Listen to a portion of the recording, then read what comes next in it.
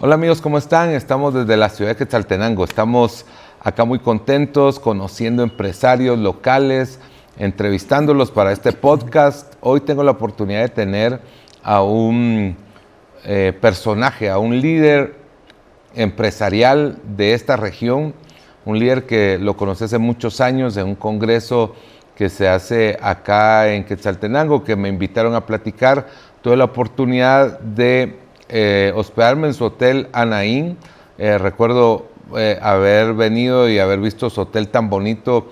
Me impresionó mucho. Mis expectativas del hotel obviamente eran más pequeñas porque había estado en otras ciudades de Guatemala en las que no me había encontrado un hotel tan bonito como el de él en ese momento. Y en ese entonces tuvimos algunas pláticas y yo lo he estado siguiendo, he seguido su trayectoria, desde eso fue hace muchos años, probablemente hace unos 8 años, 10 años, y él pues sigue activo, promoviendo el emprendimiento, promoviendo a los empresarios de la región. Hoy es presidente de la gremial de la Cámara de Comercio de Guatemala y también lidera un consorcio de varias empresas desde 1980, y hoy tengo el honor de hablar con él. ¿Cómo está, don Jorge? Gracias, Alexis, por la oportunidad. Sinceramente es un honor y un privilegio poder compartir, lo digo con sinceridad, compartir con usted pues las experiencias de vida, tanto personal como empresarial. Yo creo que ha sido muy enriquecedor este tiempo que he estado bregando, tanto en el liderazgo de una congregación cristiana como en organizaciones seculares, como es la Cámara de Comercio de Guatemala, filial Quetzaltenango. Fui el fundador de la gremial de hoteles y restaurantes en Quetzaltenango y ha sido muy enriquecedor para mi persona bregar en esos contextos.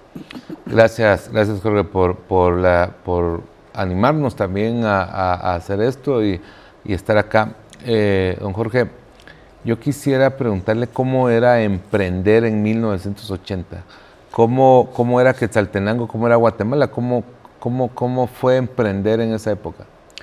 El tema es largo. Yo era empleado de una institución bancaria hasta 1982 y debido a que le di mi tiempo y, por qué no decirlo, mi vida a la institución bancaria para la que trabajé, dejé mis estudios en stand-by. Afortunadamente llegó el momento en que la institución bancaria prescindió de mis servicios, prescindió de mis servicios, y entonces culminé la carrera universitaria afortunadamente y tuve que emprender. Esto es bien importante señalarlo, tuve que emprender por necesidad, sí, no pues, por oportunidad. Sí, pues. Y entonces, no para resolver un problema, sino para resolver el problema su problema momento. Personal. Sí. Entonces, por necesidad, porque sí traía el ejemplo de mi madre que fue comerciante, sí, muy emprendedora y comerciante. Pero el tema en ese momento era sacar un título de la universidad para poder hacer algo en la vida, con aquella mentalidad de que solo con la academia se pueden lograr éxitos u objetivos en la vida. Pero gracias a Dios pude ver que a través del emprendimiento, de la empresarialidad, se pueden lograr objetivos de vida. Sí, pues. Y este negocio que comenzó en ese momento, ¿cómo fue evolucionando? ¿Cómo se posicionó? Debo decir que 1984 fue el año perdido en el contexto económico nacional. Ah, sí. Es el año perdido. Una recesión. Se recuerda que veníamos de una guerra interna, de un conflicto interno muy complicado. La carrera de la que yo le hablaba hace un momento, soy administrador de empresas, tenía muy poco campo en ese momento y había que, esto lo he dicho 1000 veces, había que llevarle literalmente frijoles a la familia, y entonces había que buscar una manera de tener la provisión económica para sostener la familia, y entonces por eso dije que emprendí por necesidad.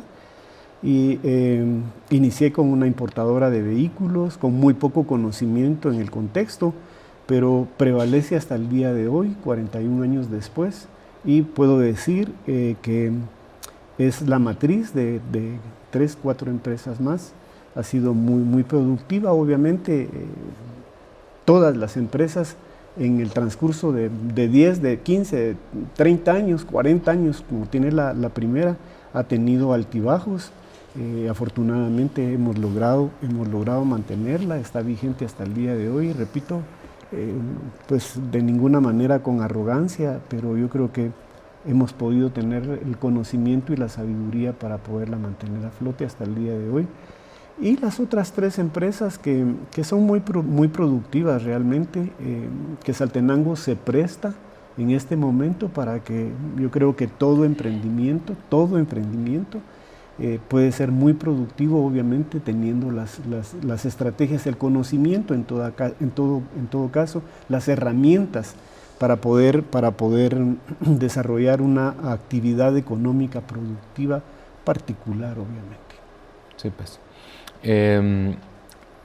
Hablando de innovación, hablando un poco de cómo los negocios tradicionales sufren este tema de no tener un crecimiento rápido, entonces muchos mueren en ese lapso de tratar de mantenerse, ¿verdad? Hay un concepto que se le ha llamado el Valle de la Muerte, que es estos primeros años, 2, 3 años en los que un negocio no logra crecer, a diferencia de otros negocios que resultan ser más rentables y logran crecer. O sea, muchas veces el tema del crecimiento de una empresa depende de qué tanto esté resolviendo un problema en el mercado, qué tanto lo necesita el público y esté dispuesto a pagar por eso, ¿verdad? Entonces, ¿cómo ve eso? Antes tal vez era más fácil resolver un problema porque no había tanta competencia, no había más demanda. Hoy, ¿cómo es emprender hoy? Yo creo que hay más oportunidades, más competencia, obviamente. Más competencia demanda de nosotros los comerciantes o los empresarios tener más conocimiento, tener más herramientas, porque nos vamos a enfrentar a esa competencia. Y de ahí viene entonces el tema de la innovación. Usted lo mencionaba hace un momento, cuando decidí abrir una empresa de hotelería, pensé en que Saltenango, pensé en el contexto, que Saltenango necesitaba un hotel con estrellas. No solamente un servicio de hospedaje, sino un hotel con categoría. No había uno así. Con estándares internacionales. Porque el servicio de hospedaje cualquiera lo puede poner. Hoy día hay un sinnúmero de Airbnb, ese famoso negocio que el día de hoy, obviamente se siguen ciertos estándares. Pero en el año 2000, 2001, había en Quetzaltenango servicios de hospedaje, había uno que era un ícono, pero que como no había competencia, entonces no había sido obligado a innovar. Y entonces cuando yo decidí aperturar el hotel, decidí aperturarlo con innovaciones, o sea, viendo hacia el futuro. Por ejemplo, si usted se recuerda, en esos años le entregaban, yo creo que hasta el día de hoy le entregaban a uno una llave con una tabla para poder abrir la habitación que le rentaban a uno. Yo creo que eso había que cambiarlo. El edificio tiene 3 niveles o 4 niveles, había que ponerle un elevador. Había que hablar de ventanas que tuvieran confort, que le dieran confort al huésped, ventanas mediterráneas, ¿por qué no decirlo? Ventanas de cámara, que el aroma interna, que es parte de las características de la calidad, porque como estaba hablando de estándares internacionales, fuera diferente. Y entonces definitivamente entramos, o sea, no inauguramos el hotel e innovamos en el transcurso, sino que entramos con una innovación. Pensamos en tener, repito, chapas electrónicas. ¿En qué año fue eso? Aperturé en el 2007. Sí, pues.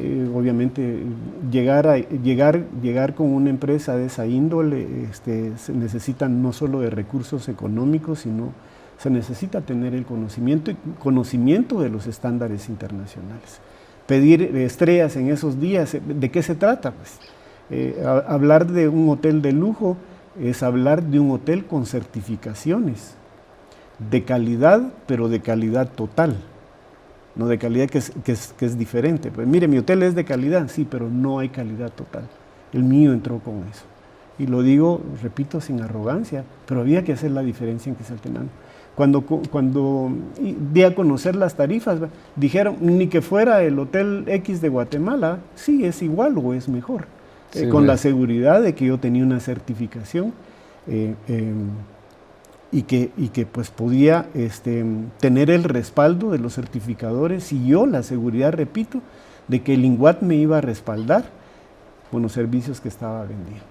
Había que hacer la diferencia. Yo creo que en eso es lo que tenemos que pensar, en hacer la diferencia. ¿Y cómo respondió el mercado a este cambio? ¿Cómo respondió el mercado? Porque me imagino que sí había demanda, pero la demanda no había nunca probado esta opción aquí en Quetzaltenango. ¿Cómo fue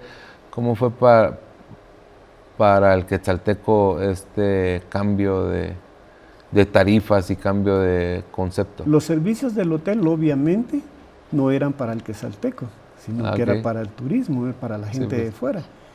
Y la cultura del guatemalteco es bien complicada, ¿por qué no decirlo? Es complicada. Nosotros somos un poquito complicados. Cuando usted cobra aquí en Quetzaltenango un almuerzo de 150 o 200 quetzales, entonces la gente que viene fuera, no tan caro, ¿verdad? Pero usted en Guatemala está acostumbrado a pagar 200, 250 quetzales por un almuerzo. Paga $150 por la habitación, por una habitación en un buen hotel o un hotel de 3 estrellas, algo como eso, en la capital, y nadie dice nada.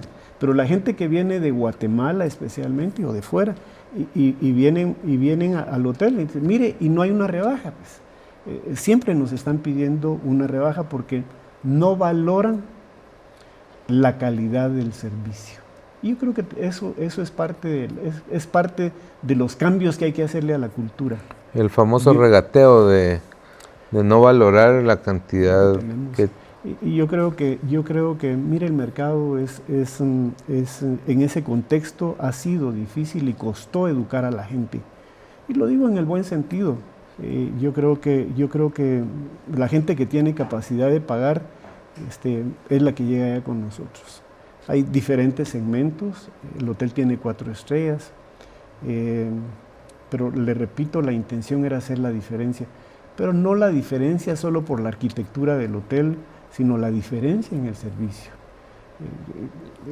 Hemos pasado por momentos muy difíciles en el desarrollo de esa actividad económica, el turismo, la hotelería, y afortunadamente la gente nos sigue buscando porque quieren estar como en su casa o mejor que su casa. Y entonces el segmento ya sabe que en Quetzaltenango hay algo que responde a su demanda, a sus exigencias, ¿por qué no decirlo? Es un contexto muy interesante ser hotelero. No es lo mismo ser huésped que ser empresario hotelero. Hay un sinnúmero de cosas que hay que conocer.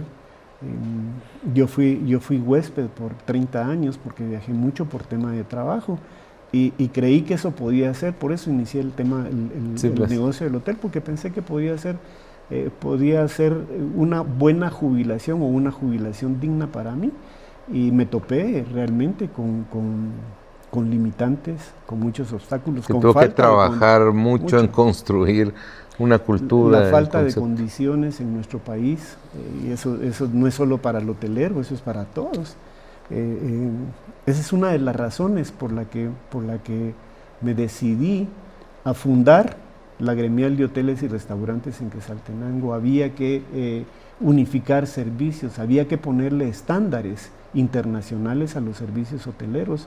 Se dio porque en su momento el presidente del momento, el general Loto Pérez Molina, quiso traer los Juegos Centroamericanos y del Caribe a Quetzaltenango, y cuando INGUAT, oiga esto, y lo digo con la libertad del caso, INGUAT preguntó, mire cuántas camas y cuántas habitaciones hay en Quetzaltenango como para recibir ese turismo. Era circunstancial, pero había que recibirlo. Y luego la pregunta, ¿tienen estándares internacionales para recibir a la gente que viene de fuera? La respuesta era no, pues. Entonces decidí ¿Eso fue antes de construir el hotel? ¿O Ya fue con eso? el hotel, Ya con el hotel. edificado, ya funcionando, decidí poner a prueba mi liderazgo, entre comillas, porque yo no estoy diciendo que sea líder, la gente sabe si soy líder o no, pero decidí poner a prueba el conocimiento y saber si la gente me seguía, y entonces convoqué, con la ayuda obviamente de 2 o 3 hoteleros más, convocamos a la hotelería en general a Quetzaltenango y les dije, es necesario que nos organicemos por temas de seguridad, por temas de calidad, en la intención de dar servicios de calidad en las diferentes categorías y en los diferentes segmentos. Y algunos dijeron, no, mire, eso tratamos de hacerlo hace 25 años y no funcionó, hagámoslo, no hay peor lucha que la que no se hace. Y entonces se inició la gremial y entonces fui a trabajar con el INGUAT para pedir lo que hoy día es el sello Q de calidad que otorga el INGUAT a los hoteles que llenan ciertos requisitos.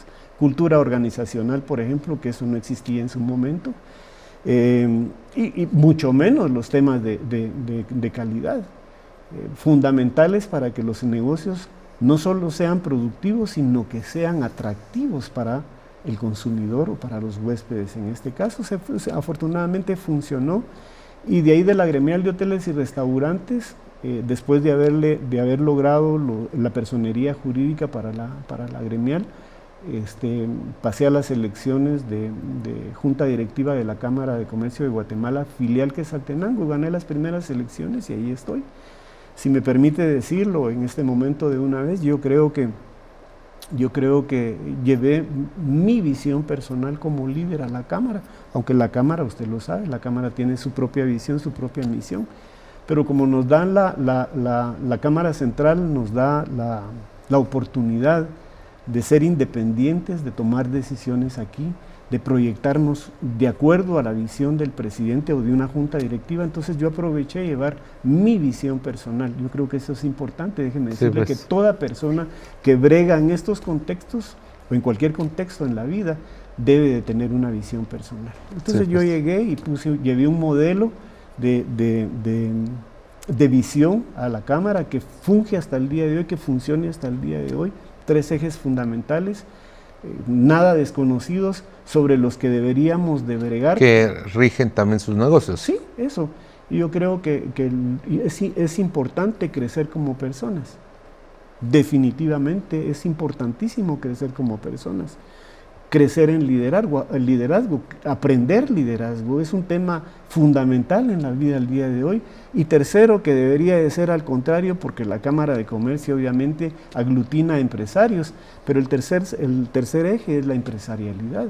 Entonces nos proyectamos como Cámara, enseñándole a la gente, a los que son afiliados y aún a los que no son afiliados, principios y valores, que son los que nos hacen falta en todo contexto en este momento, para empezar, y lo digo con toda la libertad del caso de nuevo, el contexto político.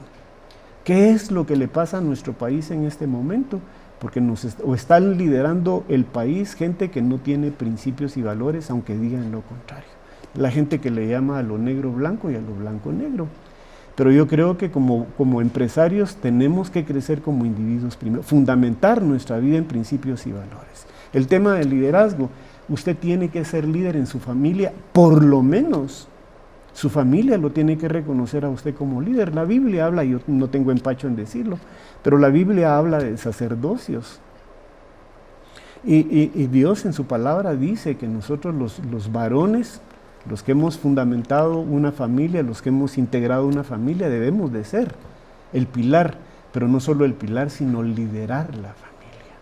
Si usted no crece entonces en orden, si usted no crece como persona, si no fundamenta su vida en principios y valores, entendamos que son los principios y valores, porque se habla de principios y valores, pero superficialmente, vayamos a la profundidad. ¿Qué son los principios? ¿Qué son los valores? Y luego el liderazgo que está fundamentado en principios y valores, recordemos que el liderazgo se inicia en las Escrituras.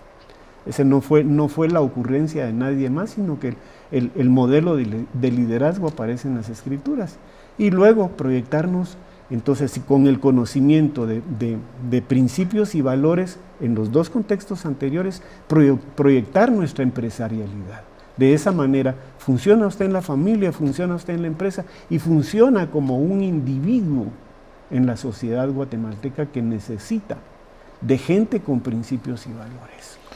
Sí. Yo creo que eso nos permite el crecimiento en todo contexto. Es lindo hablar de los negocios, pero debo decirlo si me permite, debo decirlo.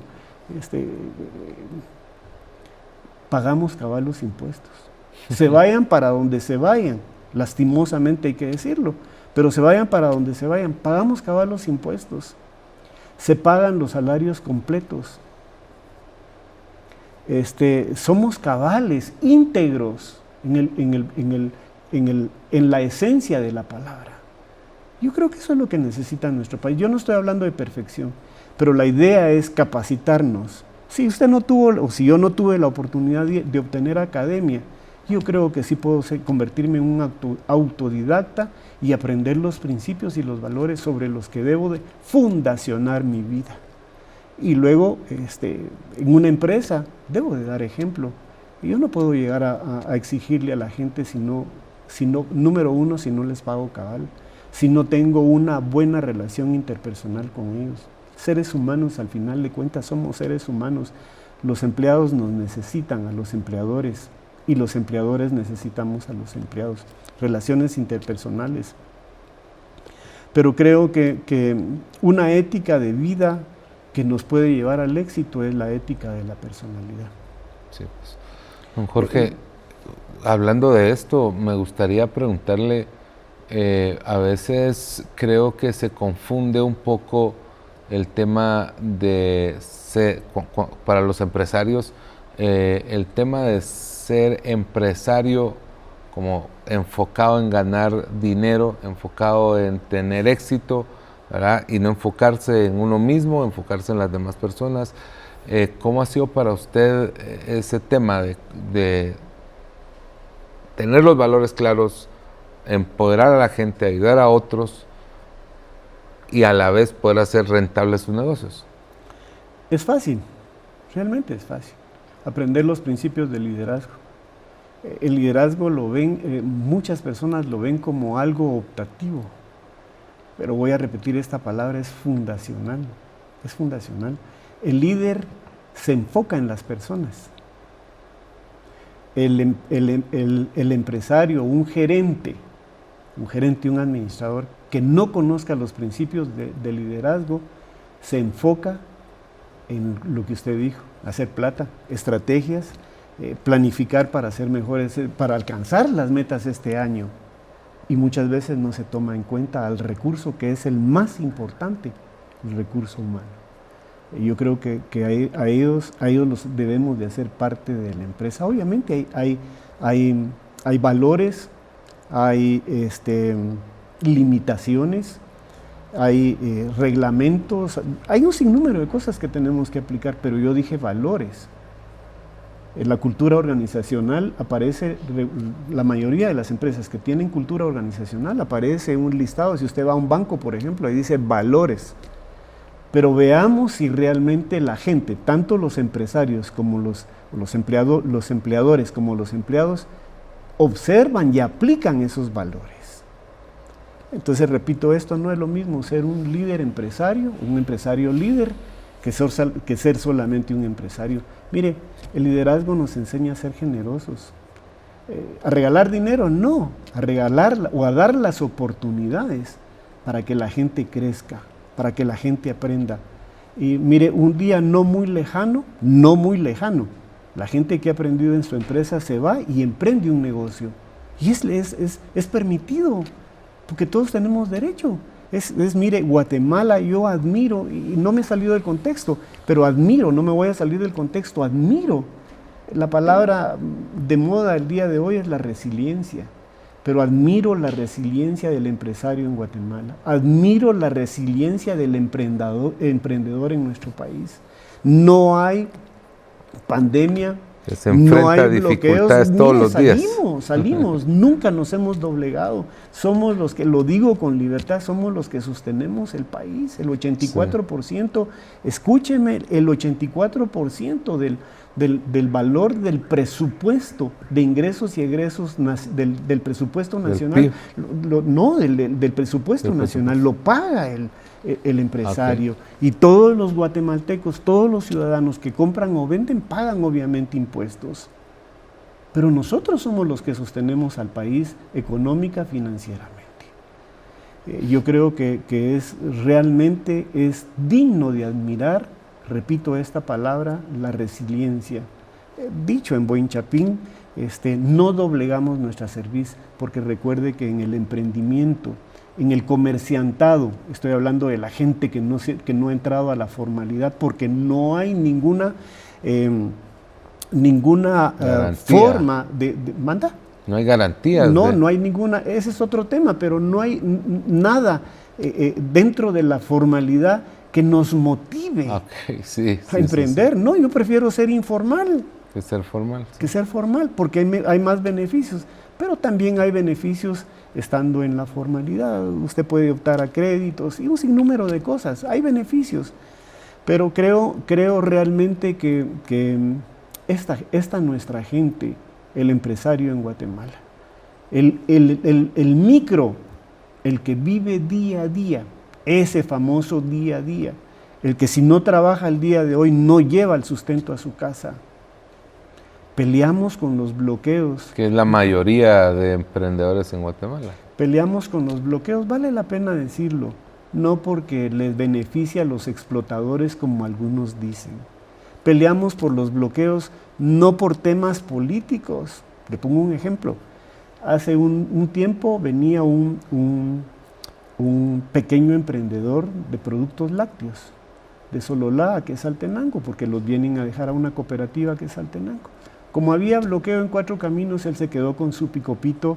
Él no tiene un equipo de refrigeración en su pick-up, y entonces traía todos sus productos, su leche, queso y todo lo que él había trabajado en el día anterior, y lo traía para que Saltenango a la cooperativa.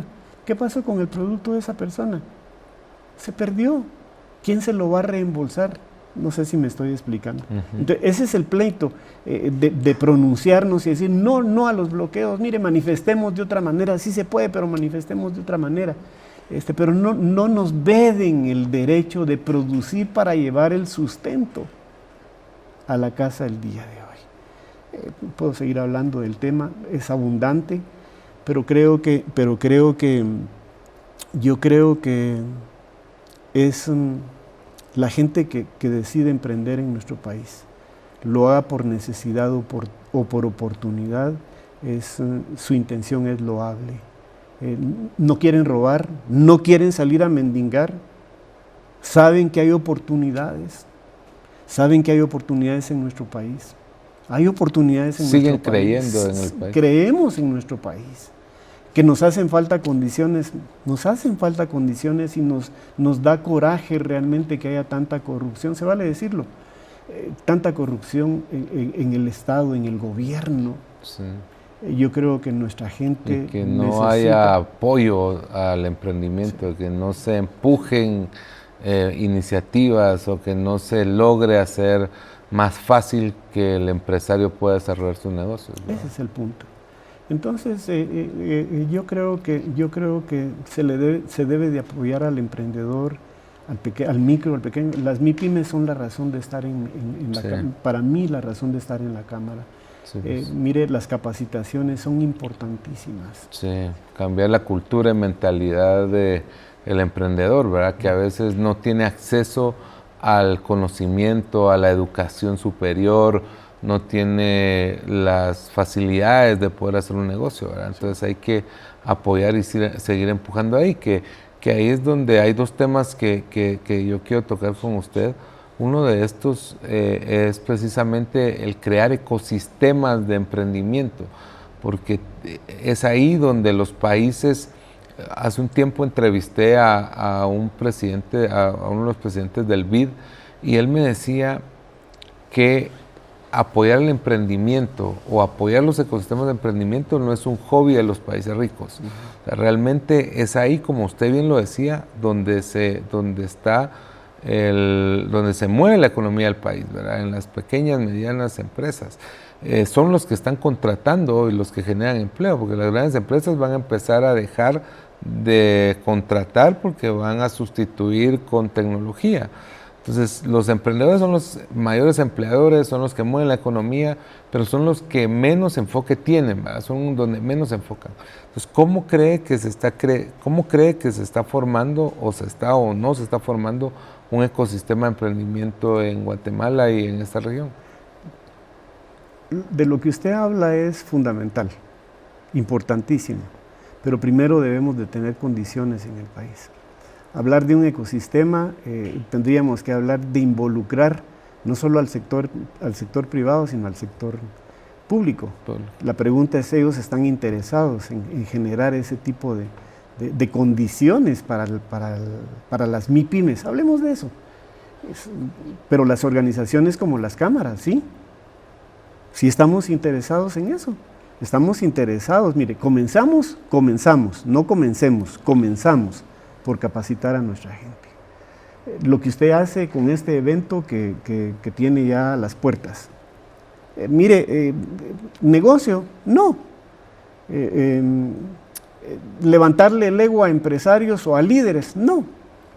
La gente que vaya a su evento va a sacar o se va a llevar una semilla. Seguro que se va a llevar una semilla. Pequeña o grande, pero se va a llevar una o varias semillas y la va a poner en práctica. Permítame la pregunta, me estoy explicando. Estos eventos son capacitaciones y la gente que llega, la gente que paga es la que quiere aprender, la que quiere tener herramientas. Eso es generar el ecosistema del que usted está hablando. Podríamos lograr más si nos organizáramos sector privado y sector público. Podríamos lograr muchísimo más, pero yo creo que estamos haciendo el trabajo, vamos paso a paso, las organizaciones como las cámaras, no solo la mía, lo que usted está haciendo sin pertenecer a una cámara, yo no sé si lo está haciendo con el respaldo de alguna cámara, una iniciativa personal, eso es generosidad. Estar pensando en sembrar semillas de conocimiento en los emprendedores. Hay gente que sabe que comprando y vendiendo va a generar un diferencial que le va a permitir, ese es el ABC, que le va a permitir llevar el sustento a la casa. Pero necesita conocer más estrategias. Saber dónde vender, saber cómo vender, conocer porcentajes de ese famoso diferencial. Y eso se aprende en estos eventos, en estas capacitaciones. Eso es lo que necesita nuestra gente. Es importantísimo lo que usted me decía. Pero ojalá lográramos. Hay una famosa ley que no ha podido pasar, porque no le conviene al gobierno. Desarrollar infraestructura con la participación de gobierno y la participación del sector privado. No pasa, sencillamente porque no les conviene, la corrupción no los deja. Pero nosotros lo podemos seguir haciendo en este contexto, con estas iniciativas de capacitaciones. Si quiere, ya no hagamos estos eventos tan grandes que son buenísimos, lo felicito realmente, lo digo con sinceridad. Pero generemos diplomados, generemos acceso a la educación empresarial o comercial, la de finanzas, generémosla, fácil, que nos paguen el costo del valor, el costo del valor de un diplomado, que nos lo paguen, porque recuerde que si no pagamos o que si no le ponemos precio a la educación, lo vamos a pagar más caro con la ignorancia. Algunos no compran libros porque los libros son caros, pero es mucho más caro estar en la ignorancia. No sé si me di a entender. Entonces las capacitaciones, véngase, le vamos a enseñar el ABC. Véngase, le vamos a enseñar. La gente quiere, nuestra gente quiere. Mire cómo está la situación en Estados Unidos. Esa era una muy buena opción para nuestra gente. La gente que despertó, que no tuvo oportunidades en el área rural, porque hay que reconocerlo. No se le dieron oportunidades en el área rural a nuestra gente y entonces ellos vieron la oportunidad de emigrar. Sí, mientras no sea fácil o no sea más atractivo quedarse, la gente no se va a quedar. O sea, tenemos que facilitarle a la gente a la educación, a la salud, a todo lo que necesita para quedarse. Se nos está yendo talento muy importante, o sea, porque el que toma el valor, lo que decía Resiliencia, el que toma el valor de irse del país, atravesar fronteras y llegar a otro país, es gente que tiene actitud, que tiene esa determinación de alcanzar algo. Ese talento se está desperdiciando porque pudo haberse quedado aquí y convertirse en un promotor, en un eje central de la economía, el desarrollo social, cultural del país. Don Jorge, ¿cree que usted que está liderando una cámara, que está apoyando a más de 500 empresarios y emprendedores, cree que hay apoyo de la iniciativa privada, del gobierno, o de dónde viene apoyo a estos emprendedores? Usted está dando, la Cámara está dando, usted como presidente está dando apoyo, pero ¿de dónde más viene el apoyo? ¿Si hay o no hay apoyo? El apoyo viene de todo el empresariado. Patrocinios, si hablamos seamos específicos, la Cámara funciona con el valor de las afiliaciones y tenemos que pedir patrocinios para generar eventos como uno que tenemos ya a mediados de mayo, un poquito más de mediados de mayo. Se necesitan recursos económicos y eso lo dan las grandes empresas, las afiliaciones y obviamente el recurso humano del que está integrada la Cámara. Debo decirle con mucha tristeza, ¿qué recibimos del gobierno? Pregunto, ¿qué recibimos del gobierno? No hay condiciones. Entonces tenemos que remar y estamos conscientes del tema, muy conscientes del tema. Tenemos que remar contra la corriente. Algunas veces cansa, pero es muy satisfactorio. Es muy satisfactorio. Vuelvo a hablar de la generosidad. Es satisfactorio generar espacios de trabajo. Es satisfactorio ver que hay gente que aprende y que se desarrolla como pequeños empresarios después, que no desintegran su familia, porque recordemos que muchos se van, sí, pero desintegran su familia, van a hacer una plata, pero se desintegran familias. La ventaja de quedarse aquí, aunque sea con menos recursos, es que las familias siguen integradas. Y pues hay oportunidades y nosotros nos beneficiamos porque bien dijo usted, se nos está yendo una cantidad de talento, sencillamente talento. Y nosotros no podemos competir con lo que les pagan, en el mismo contexto, con lo que se paga en Estados Unidos. Una persona que nos lavaba carros aquí, ahorita, con la convulsión que hay en Estados Unidos con los migrantes, el nuevo gobierno de Estados Unidos, ahorita se nos fueron 2, que solamente saben manejar y lavar carros, pero lavar carros bien lavados, con excelencia, $11 por hora.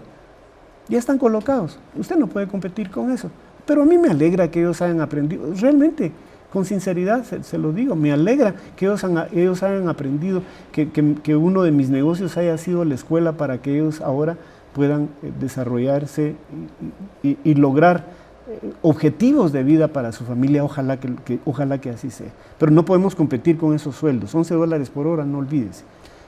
Nuestro contexto económico es otro, pues, y aunque hacemos lo mejor que se pueda, no podemos competir con eso, pero se nos está yendo talento, nos está yendo una cantidad de gente. Mire, en el contexto de los talleristas, así se llama, la gente que endereza carros, si ha oído hablar de ellos, pintan carros, cualquier otro oficio, la albañilería, pegan en Estados Unidos porque han tenido buena escuela, porque hay buena mano de obra en Guatemala. Piden a los guatemaltecos, quiero que lo sepa, piden la mano de obra de Guatemala porque son buenos, se nos están yendo. Ahora la pregunta es, ¿nosotros tenemos la culpa? ¿Nosotros los empresarios tenemos la culpa? No. Es la falta de condiciones. Y le puedo enumerar, ¿qué condiciones? Básicas como acceso a los lugares. Número 1, infraestructura. Infraestructura. Sí, infraestructura de carreteras, salud, educación. Eso es fundamental. 3 cosas. Fundamental. Sí. Seguridad, que también.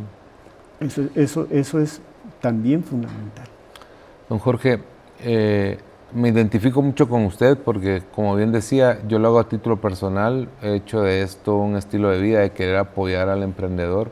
¿En algún momento se ha cansado, se ha sentido solo de seguir apoyando y empujando esta iniciativa que lidera?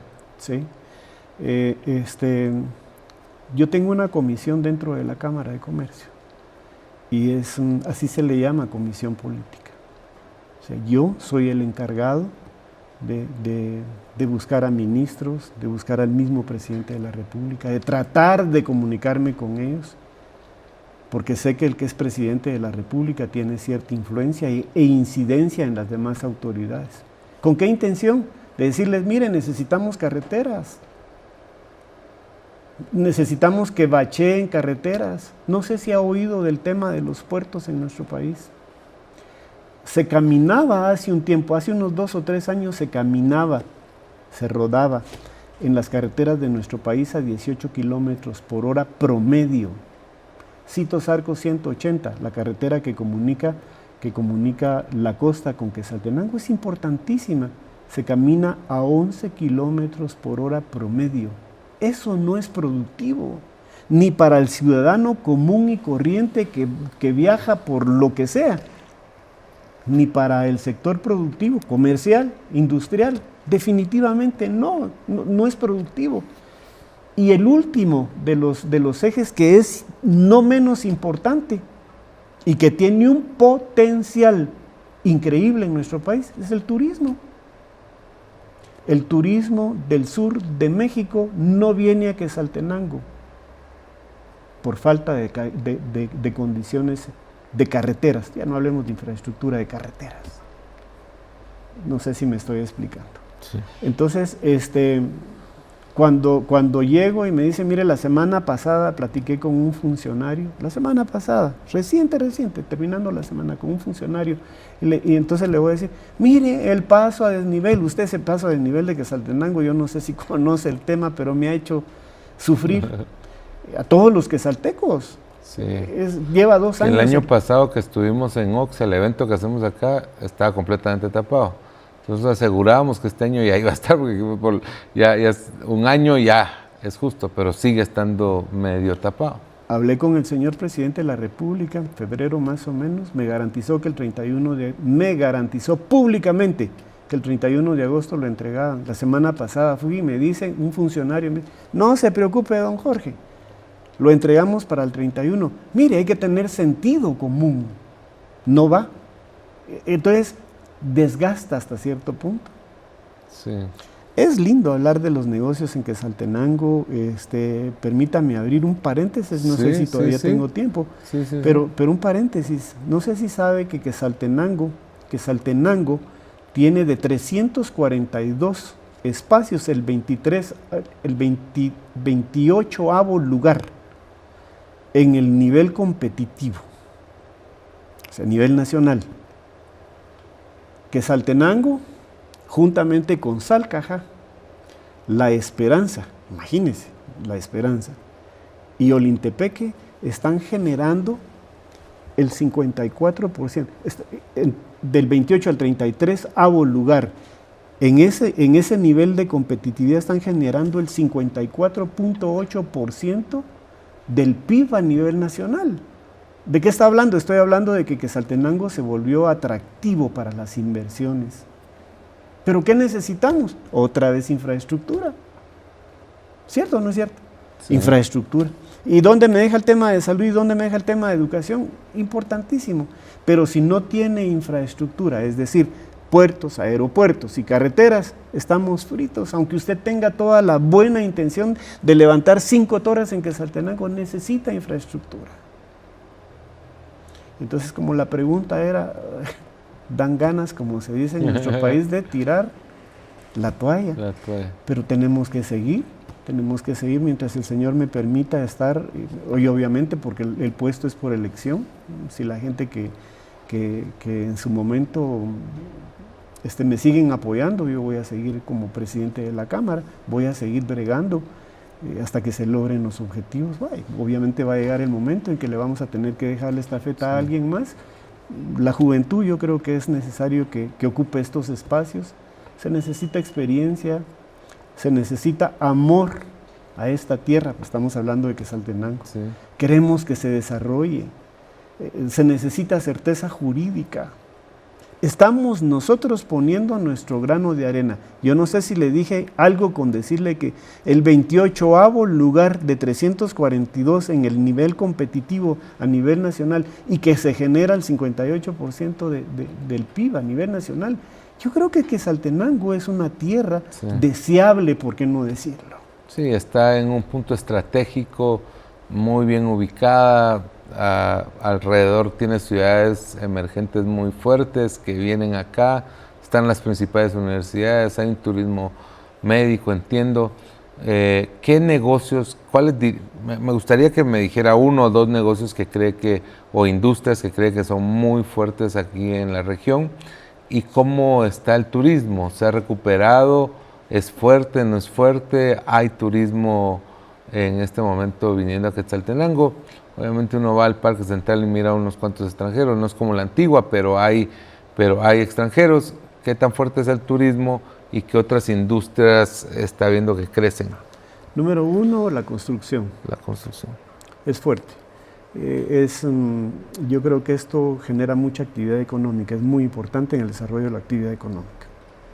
La construcción, muchos restaurantes, la hotelería también se está desarrollando y el tema del turismo. Debo decir con toda la certeza del caso que Quetzaltenango no es un destino turístico, aunque el Linguat diga que sí, no es un destino turístico. Quetzaltenango es un destino turístico corporativo. ¿Por qué? Sencillamente porque hay mucha inversión. Estamos hablando de la construcción. Sí, pues, vienen ejecutivos, empresarios. Sí. Entonces, turismo corporativo. Ese es el fuerte, turismo corporativo.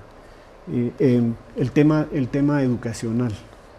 Los centros educativos, 11 universidades. Solo para ampliar un poco el turismo, no es un lugar turístico porque no tiene las condiciones para poder llegar, o no es turístico porque no le ven tanto atractivo los turistas, o no se han aprovechado se dice que Guatemala no aprovecha la riqueza cultural natural que tiene.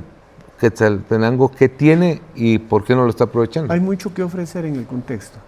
Turismo convencional, mucho que ofrecer, pero limita tema del acceso, o sea, carreteras. Hay un centro histórico, hay un Quetzaltenango con mucha historia, la cultura y la idiosincrasia de nuestro departamento es muy, muy, muy importante, pero repito, la limitante son los accesos. Pero sí vienen sí tenemos el turismo corporativo, porque pues hay inversión en este momento, hay mucha inversión en Quetzaltenango. El turismo convencional creo que se puede potenciar si se generan condiciones de infraestructura. Solo con que tengamos una carretera de 4 carriles, que parte de la CA2, que es la que viene de la frontera de México hacia la capital y a la frontera de El Salvador, y esa conexión que es la Citos Arcos 180, solo con eso tendríamos la oportunidad de potenciar el turismo convencional, porque el turismo convencional llega hasta el IRTRA, pero de ahí, del IRTRA para acá, se limitan por el tema del embudo de la carretera. Pero el corporativo, de que vienen, porque tienen que venir, están haciendo inversiones en Quetzaltenango. Y el turismo de salud, no menos importante, hay mucha academia en el contexto, muchos profesionales que conocen del tema, y obviamente el tema de la moneda, el valor de nuestra moneda, que dicho sea de paso, se mantiene, pero en relación al dólar, le genera mucho beneficio a la gente de fuera. Y entonces tenemos turismo de salud que habría que potenciarlo, definitivamente habría que potenciarlo. ¿Sabe cómo? Aeropuerto. Sí. El aeropuerto, vuelos itinerados. Yo he luchado por el aeropuerto desde hace 15 años. Dije, he luchado desde hace 15 años por el aeropuerto. Y lastimosamente corrupción de nuevo. No nos dejan traer, ahorita mi propuesta ahorita es que si se va a hacer una inversión de 40.084.000 quetzales en la habilitación del aeropuerto para que pueda ser certificado como un aeropuerto internacional. Entonces la propuesta es que no se quede como un aeropuerto internacional pequeño, sino que tiene la capacidad, porque acabamos de tener una certificación en donde el aeropuerto tiene capacidad para recibir aviones de 40 hasta 60 pasajeros. Pero vamos a invertir 40.084.000 quetzales para recibir un avión de 19 pasajeros una vez al día. Dígame si eso es ser competitivo. Cierro el paréntesis. El turismo de salud y cualquier otra clase de turismo se desarrolla si tenemos aeropuertos y carreteras en buenas condiciones. Jorge, yo sé y he viajado. Hicimos una gira por todo el país que se llamaba Guate se levanta durante 4 años. Conozco antes, también acompañé a un pastor yendo a todo el país, a muchos lugares, al Naranjo, a Petén, a Varías, en Huehue. Fui a lugares donde literalmente no hay acceso. Tramos de 40 kilómetros, 50 kilómetros, hacían 5 horas, o sea, inconcebible.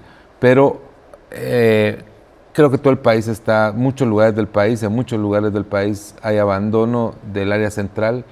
Creo que todo está centralizado, bonita Guate, bonita la ciudad, bonito lo que se está pasando, pero creo que no está llegando de forma ecuánime a todos lados.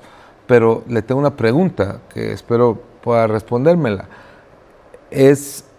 ¿Cree que intencionalmente hay una resistencia a que haya otra ciudad que se desarrolle y que no sea solo la ciudad de Guatemala? Definitivamente. Hay tanta riqueza en nuestro país. Comencemos por los microclimas. Hay obviamente intereses en que no crezcan, que no crezcan los demás departamentos, pero se puede potenciar. Se necesita, número uno, la descentralización de servicios, eliminar la burocracia. ¿Por qué no permitimos que, no sé si ha ido por ahí, que Saltenango, Totonicapán, El Quiché, por esa carretera? Sí. Y la que está para arriba y que llega hasta Cobán, Alta Verapaz. Sí. Mire, esos lugares son preciosos, pero no solo preciosos por la panorámica, por la belleza natural, sino por la capacidad que tienen de producir los agricultores. Sí. ¿Cómo sacan sus productos esa gente de ahí? Esa carretera de Huehue a Cobán, yo me la atravesé y después busqué y hay un programa internacional que se llama Carreteras de la Muerte y ahí sale esa carretera. Es cierto. Entonces, mire, nos ha limitado mucho. Sinceramente, yo creo que no es ciencia, no es del otro mundo. Los países que se han desarrollado, lo que han hecho andar sin tanta burocracia y sin tanta corrupción es la infraestructura. Por eso decía puertos, aeropuertos y carreteras. Sí. Yo creo que eso nos beneficiaría tanto que podemos alcanzar tal vez no en 10 años, pero en 20 años, en 30 años podríamos alcanzar mejores objetivos de desarrollo en nuestro país. Tenemos tantos ejemplos de países como Singapur, países como Corea del Sur, después de 30 años que fueron totalmente destruidos por la guerra, se pararon. Pues nosotros seguimos después de 45 años peor que las condiciones que teníamos en 1980, en la década de los 80. Carreteras que no se han podido renovar, que siguen siendo de 2 vías. Y el parque vehicular creciendo. Sí. No es congruente, ¿no es cierto? No es congruente. Sí. Entonces está creciendo el parque vehicular, estamos importando muchos vehículos. Tenemos que generar condiciones para que esos vehículos caminen. Sí.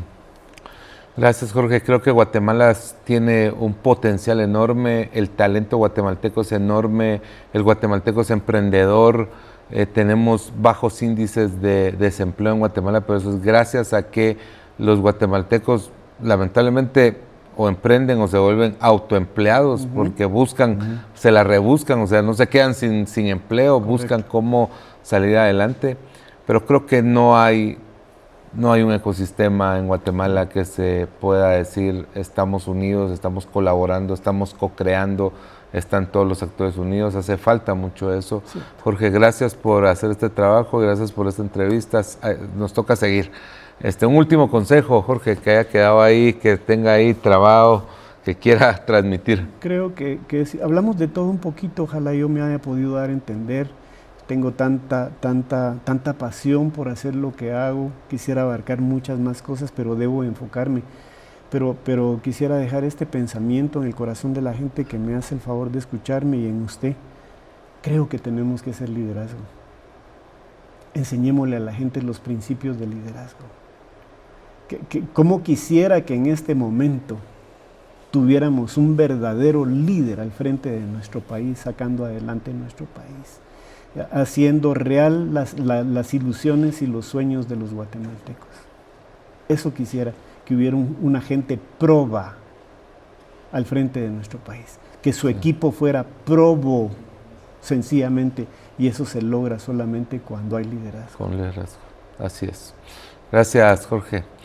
Muchas gracias a todos. Los invito este 7 de mayo en el Centro de Convenciones Gran Carmel a ser parte de OX, el Foro Empresarial de Occidente.